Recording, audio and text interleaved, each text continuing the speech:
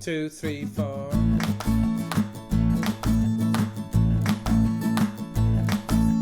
Is it a scarf or is it half of a sweater?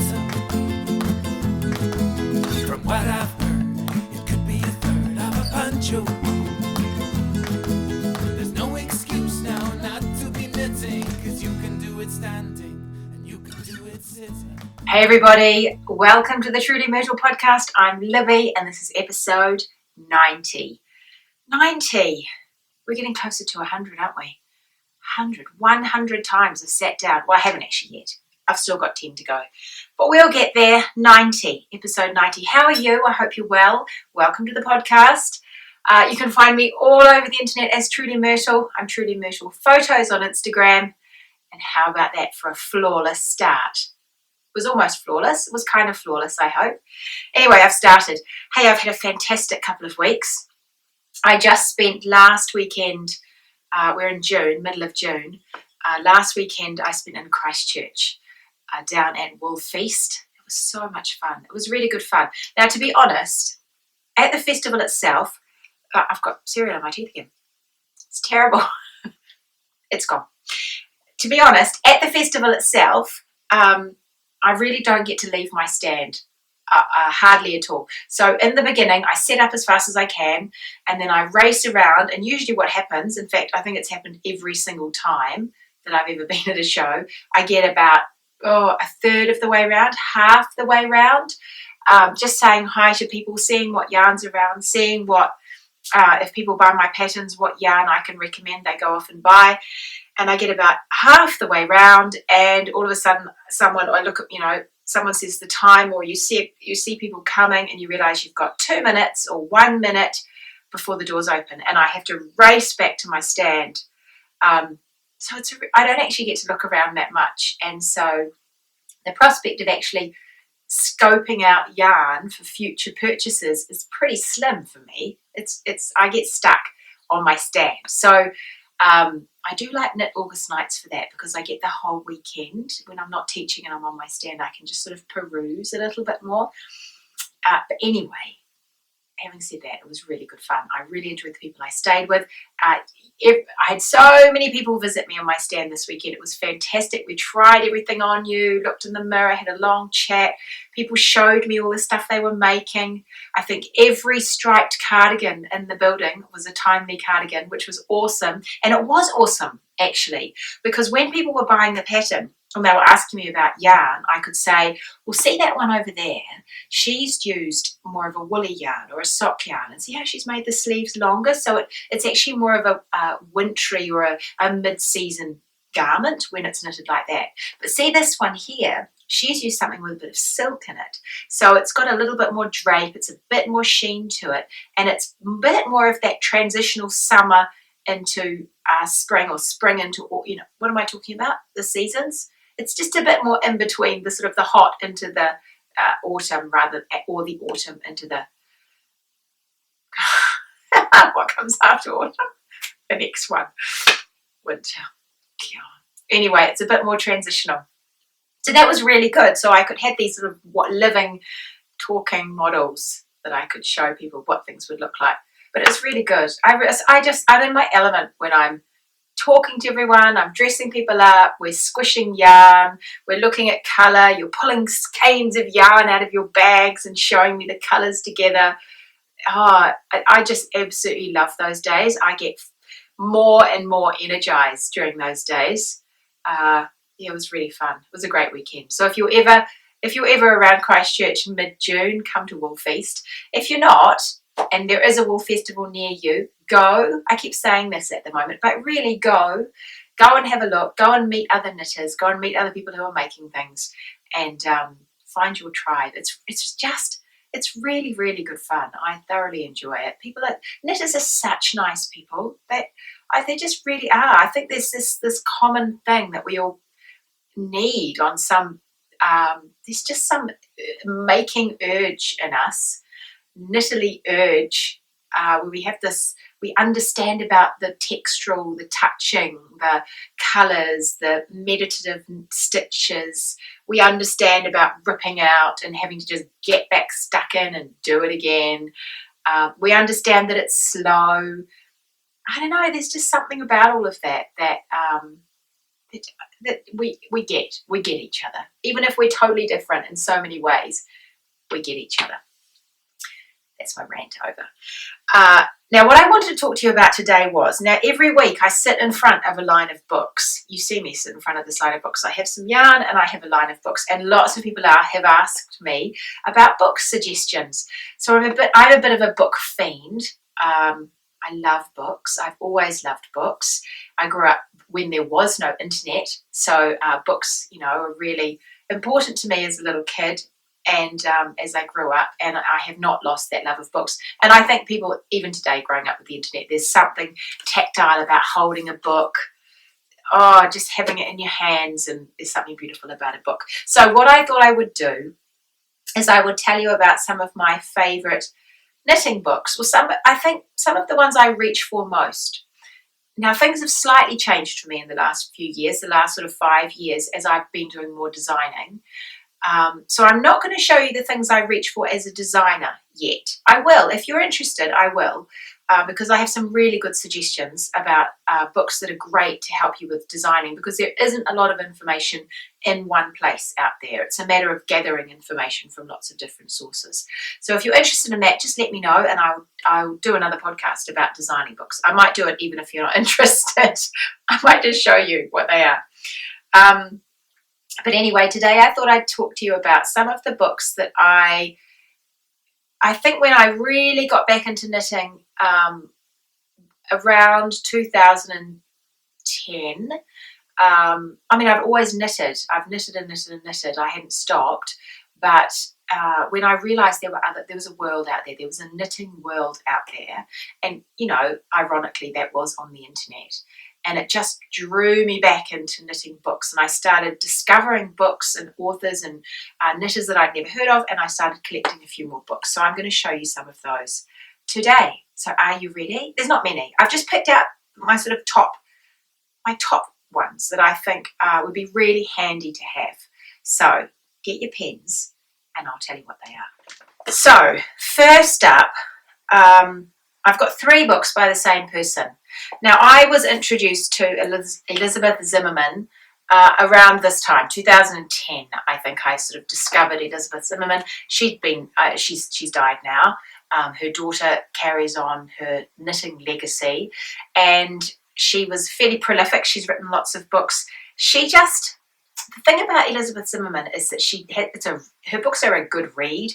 They're not just knitting books. I've got 3. I'm going to show you before I go into any detail. I've got 3.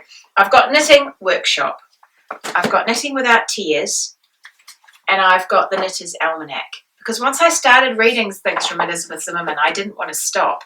She talks about how you're the boss of your knitting. You are the boss of your knitting. Don't let your knitting boss you around. You're the boss of your knitting.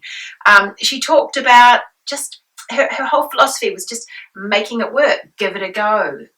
She talked about unventing things. She's always unventing. Like, she realised that she was making stuff up all the time, but probably, because knitting is so old, someone had already made it up somewhere along the line. So she talked about unventing things. Now, of these 3 books, they're all great. My favourite is this one, Knitting Workshop. And if you're going to start with one, I would start with this one. The other ones are full of great stories, and this is sort of a more basic version, I think. So some of the others. Knitter's Almanac has projects to take you through the whole year, project every year. But Knitting Workshop is the one I like best, because it's a good one if you are new to knitting, or at least if you want a new outlook on knitting.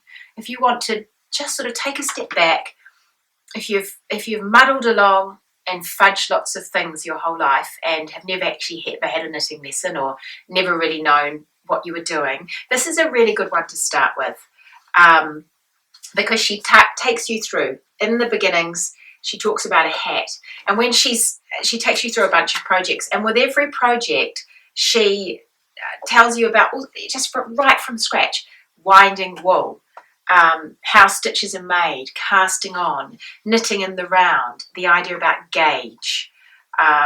she gives you a bunch of different cast-ons. She talks about how to read your knitting and why you should read your knitting. Her style of writing is absolutely fantastic. She's really into you having a go yourself, and so taking some of those numbers from your knitting and making up stuff yourself. And she just, from this, you could make up your own hat, like from the beginning, the first one. By the end of that, you'll be knitting your own hat. And in fact, years ago now, when I made my two big girls, I think I don't think I had a baby at that stage, or maybe I did have a baby. I mean, I had 4 babies, but maybe my youngest wasn't born. And my two bigger girls were older. I made them a doll each, anyway, a walled-off doll. And I've known how to make those since I was a young kid. So I made them a walled-off doll each, quite a big doll, and then I made them clothes to go with it. And I remember using from her hat instructions in this book. I made little feral hats for the dolls, and they just fitted them perfectly. And that was really fun. I really enjoyed that. I experimented with some simple decreases on the crown, and they were really, really cute little hats that went. They had socks and hats and cardigans and dresses and long bloomers and things like that. I made for both of the dolls one Christmas. Anyway, she starts with hats. She talks about decreasing. She talks about blocking. What else does she talk about? And then she moves on to sweaters. She gives you different ideas for knitting a yoke, how you construct a yoked sweater. Now, one thing I would bear in mind with this is that it's sort of written a long time ago. Fashions is slightly different, but you can take, in terms of the yoke anyway, she wants quite a big cast on under the arm, and her necks tend to be quite small. And if you're after something quite warm and sort of fitted around the neck, that would be fine. But just take some of it with a little bit of a grain of salt. Don't be afraid to inject some of your own ideas of fit and style into this book. But it is fantastic. She tells stories all the way through. I don't know if it was this one that she tells lots of stories, but some of the others she talks about knitting with her eyes shut and going to watch her husband fish. And she just sits in the car and knits, and it's just fantastic. You can just sit and let your eyes close and just keep on knitting and knit with your eyes shut. And it's worth practicing knitting with your eyes shut, so you can do stuff like that. I just love those sorts of things. She has a closing statement in her book. I've been encouraged to end this book with a closing statement. After all, where else could it be? Really, the whole book is an opening statement, she says. It attempts to introduce you to a few, perhaps many, knitting techniques which may change your knitting habits. Please consider them by trying them out. Knitting has been a comfort and an inspiration to people for hundreds, perhaps thousands of years. And during this time, methods have been discovered, forgotten, distorted, improved upon, forgotten again and rediscovered to be improved upon yet again. It would be pompous, indeed, to imagine that any strange new technique is really new, but we shall never know. A recent invention is the wooden circular needle. This material is God-given for the making of the first circular needle on Earth, and who is to say that it is not a reinvention? Keep digging, you archaeologists. You may yet find one in a tomb, in a bog, or in some lost and forgotten knitting bag. Maintain an open mind, then, and perhaps develop for yourself a new way of life. And good knitting, Elizabeth. Just her style of writing is so lovely. I really like it. So I thoroughly recommend probably any of her books, but this is a great one if you actually want to get some new skills under your belt or refresh yourself with some ideas. There's little gems on every page. So that's my first suggestion. Any of the Elizabeth Zimmermann books, grab them from your library. I borrowed a lot of books from the library. I still do. Most of the books I buy, sometimes I don't because of my library doesn't have them, but most of the books I buy, I borrow from the library first. And I check out whether I want them, and if I want them, then I'll buy them. And sometimes I'll just get a little bit from them and I won't need the whole book. So definitely use your libraries. Right, the second book, let me tell you about that one. The second book that I'm going to show you is new for me. It was a total splurge. It's quite expensive. I don't expect you to go out and buy this one. I did have, and I can't seem to find it on my shelf, so I'm wondering where it's gone. But I did have the original version of this.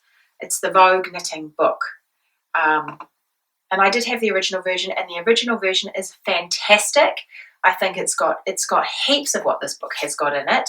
This is a revised and updated version, but if you can get hold of the original version, you'll get it much cheaper, and it's really useful. Now, the Vogue knitting book is like an encyclopedia of knitting information. It has lots of stitches in it that you can use. If you can change stitches in your knitting. If you have a cardigan or a hat or something that you love, or a shawl, play around with changing the stitches. It makes it your own. Certainly, kids' garments are a great thing to do for this. When I was knitting for my biggies when they were little, I would buy a pattern, or get a pattern off my mother. I don't know. I had patterns, plenty of patterns, like for a simple raglan. And I remember there was one in particular that was a really nice fit on Gabe. I think it was for Gabriel, my big boy, although all the kids wore all the stuff. I just kept passing them down. And I reknitted that, I'd say 4 times, at least 4 times, just in different ways. So I changed the stitch pattern in them. I colour blocked it. What else did I do? Stripes, all sorts of things. There are different things you can do just a simple pattern to make it completely different. So having a stitch patterns like are in this book, there's quite a few stitch patterns in here that you can add and change things up. It's got quite a lot of cast on information. It's just sort of an encyclopedia. It's really, really good. It's got things about mosaic knitting. It's got all different kinds of decreases. Pretty much anything. If you have a little question about something, this is a good place to go. It's got information about correcting your errors. I don't know if you can see any of this stuff on the screen, but I'm showing you anyway. Fixing up errors, picking up stitches. What else does it have? Taking your measurements when you're wanting to make a garment. It gives you some good guidelines about how to take your measurements, where the measurements are on your body. It's really good. It's jam-packed with information, pockets. This is, now I don't know if this is in the old one. I don't think it is, but an introduction to shawls and different shawl shapes. Because once you've got a shape under your belt, you can have a go at making one up. Or at least if you buy a pattern, you have a sort of an understanding of how that might work. But I know there are plenty of you out there who will want to be making up your own stuff. So this is a good place to start. All sorts of things. It's just jam-packed with tons and tons of information about knitting with beads. I just noticed at the end. So like I said, this one is quite expensive. It's new. It only came out I think it was the end of last year. Might have even been the beginning of this year. And see if your library's got it first. But if you want something that's a one-stop shop for knitting tips and tricks and information, I can recommend the Vogue book. It's really good, but like I said, the old edition was also fantastic. I had that one for years and years and years. It does seem to have vanished. It could be in one of my kids' rooms. It was really great. Now, I have got another great big, which isn't in my pile, but I'm going to tell you about it quickly because it's behind me. But I have got another great big book, which is also like a knitting encyclopedia tome. This came out a few years ago. It's called The Principles of Knitting. It's a similar idea. It's a one-stop shop. The thing I would say about this is it's a little more convoluted than the Vogue knitting. I mean, it's amazing book resource. It's an incredible resource. To be honest, I don't use it as much as I would use the Vogue one. I have used it a lot, but there's a lot of information in here, and there's a lot of words. A lot of it is sort of words rather than diagrams, so it's not a quick resource to use. There's a lot of pictures in the Vogue knitting book, so it's much more visual, and you can find out information quite quickly. But Principles of Knitting, if you're really, really keen and you want to know all the things, this is a great book. Principles of Knitting by June Hemmons Hyatt. I'll put links in the show notes to all these books. So yes, so I guess what I'm saying is, with Elizabeth Zimmermann, you've got a punchy, interesting, empowering view on knitting with some really great tips that are a little bit offbeat sometimes, some of her ideas, which I really like. I think it gives you some sense of power over your knitting. With these big encyclopedias, there's really nothing in there that you won't find out if you have a question. So what they're one-stop shops for knitting information. Of course, YouTube is amazing, but I do find that with YouTube, I often scroll through a lot of tutorials in order to get one that is not really long before they get to the point, or just presented in a way that I understand clearly, quickly, that I don't have to sort of watch and rewatch. I do like books for that because you can have, it's just all laid out and you can skip through stuff you already know and go straight to the part of their technique that you're trying to learn. So those two are great. Now the third one is a little different because the third one is actually a pattern book. But I got this one years ago. I can't even think when it came out. Probably about 2009 or something like that. 11 maybe. I'm not sure when it was published. I'll just have a quick check for you. Not that it's relevant in the slightest, really, is it? But maybe it's interesting. 2011. Yeah, 2011. So I bought this quite soon, or immediately when it came out. It's Ysolda Teague's Little Red in the City. I have absolutely loved this book. I have used it a lot. I have used this book so much. I haven't knitted one single pattern in the book. But as a resource, as a knitting resource, it's fantastic. It's really fantastic. She makes everything seem totally doable. Absolutely and utterly doable. In the beginning of the book, because it's a sweater book, there's lots of information about sweaters and how to actually make them work. So her first heading is Tools for a Successful Sweater. So she talks about finding yarn, getting gauge, how different yarn behaves and what you would choose for what. What else she talk about? She talks about, swatching, like I said. She talks about blocking. She talks about different ways if you know if your tension is off and how to make changes. She talks about, what's a lot about swatching? Fabric characteristics. She also has a whole section on taking your measurements. So this is like super important if you're wanting to make a garment that fits you. Taking measurements of your body as it is now. Not worrying about what the numbers say, but actually just having the numbers. Because once you've got the numbers, you can make a garment that fits you. And when something fits you, you feel great. You feel fantastic if it fits you properly. It's when we're trying to squeeze into things that are too small or we're swamped by things that are too big. That's when they don't feel good. So getting on top of how to take your measurements is a good start. She also talks about how to choose a size. She talks about making basic changes and not so basic changes. So there's a whole lot of stuff there about creating a perfect fit, she says. So she's got all sorts of things, like if you've got a bigger bust, how to do bust darts. She's got things about changing the silhouette of a fabric to make it fit your body shape. She's got ideas about adding darts in up the princess lines if you need that. There's lots. Like I'm going to show you how much of the first part of the book. There's all sorts of things in here. Goes on and on and on and on. Blocking techniques. She runs you through a whole bunch of techniques. She's got short rows. She's got wraps and turns. Look, about almost half of the book is techniques and tips and tricks and lessons and everything you need to know. And then the patterns are in the second half of the book. And the patterns are really cute. They are really cute.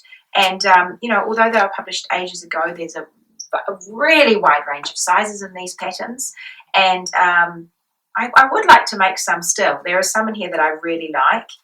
So it isn't just a technique book. There are some really cute patterns in here.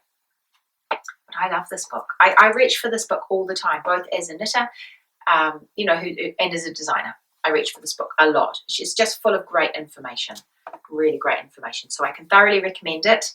Little Red in the City by Ysolda Teague. It's just one of those books that's really handy to have.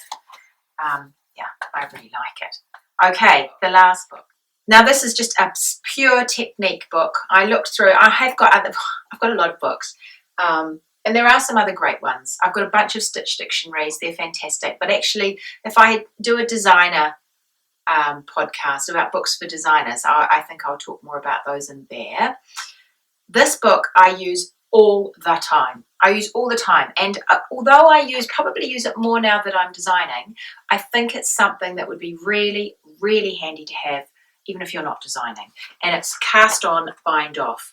Now, there are a couple of these around. There's another cast on, bind off book. I think I borrowed it out of the library, and I think I decided I liked this one, but I can't remember. So I might have just made that up, but I think I did. Anyway, this one is great. I really like it. It's simple to use. It's full of cast-ons and bind-offs. It is what it says. 211 ways to begin and end your knitting. So everything is in here. Absolutely everything. Tubular cast-ons, 3-stranded cast-ons, double twist cast-ons. It's got Latvian cast-ons. It has bind-offs to match your cast-ons. It has I-cord bind-offs.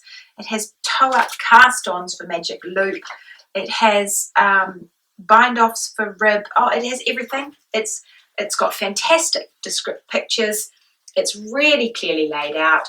There is probably, I haven't been able to understand a cast-on from looking at this book yet. And actually, I was practicing a new cast-on the other day, and I went to YouTube, and I was watching some videos on YouTube, and I just could not get it. I could not get it. It was 2 colours at the same time, and I was trying to cast them on in a new way, and my brain just was not getting it.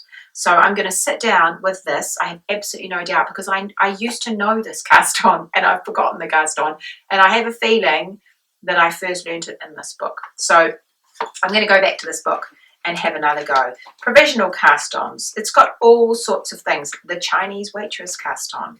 There's things you never knew you needed. A German twisted cast-on. You do need to know the German twisted cast-on. It's a really good one. It's fantastic for when you're starting hats. And I actually use that in my hat patterns now. I'll tell you to use a German twisted cast-on, because it's lovely and stretchy, but has a good amount of firmness to it. It's not going to stretch out of shape. So that's my last one that I would recommend. Cast on, bind off. It's a really, really good book. There are more, of course, but I don't want to overwhelm you. Definitely order them from the library first if you can, and have a look at them and see if it's something that you like or you get. And if you like them, then you can buy them at, quite often your knitting shops your local knitting shop might have them. Amazon, of course, has I think Amazon would stock all of these books. Books Depository, if you're down at this end of the world, Books Depository has free shipping. And there's just a variety of online shops around to buy them. So good luck with the books. I hope you enjoyed that. If you have any more specific questions about other books, just let me know, and I'm happy to look at them. Chances are I might have some of them on my shelf. And but like I said, books they're great. They're just great to have around. They're essential tools. To my mind, they're essential tools in your knitting kit. So I recommend getting some. I hope you have a lovely couple of weeks. I think I've got a couple of weeks before the school holidays start. I think I've got 2 weeks. I might have 1. I'm just going to say it's 2, because hopefully it's 2.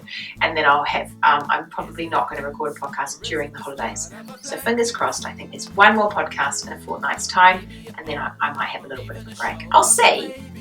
I'm not even going to say that. I'm not even going to go there. I'm just going to say I'll see you in a couple of weeks' time. I hope you have a lovely couple of weeks. Get lots of knitting done. I'm going to curl up. It's absolutely freezing today. As soon as I get this video edited and up and off into the ether for you, I'm going to light the fire and sit down and knit like mad. So I'll see you later. Bye, everybody. You can do it, John.